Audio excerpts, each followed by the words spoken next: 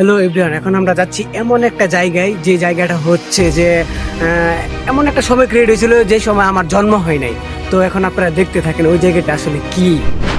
এক সময় এই হলে উপচে পড়া ভিড় ছিল। মানুষ দূর দূরান্ত থেকে আসতো সিনেমা দেখতো।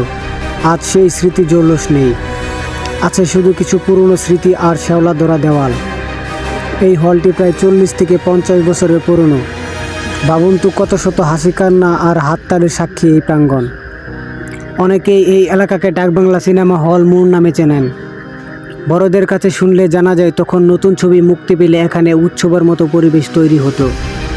কিন্তু সময়ের বিবর্তনে আর প্রযুক্তির ভিড়ে আজ কণিকা সিনেমা হলটি আর জৌলুস হারিয়ে নিস্তব্ধ হয়ে পড়ে আছে।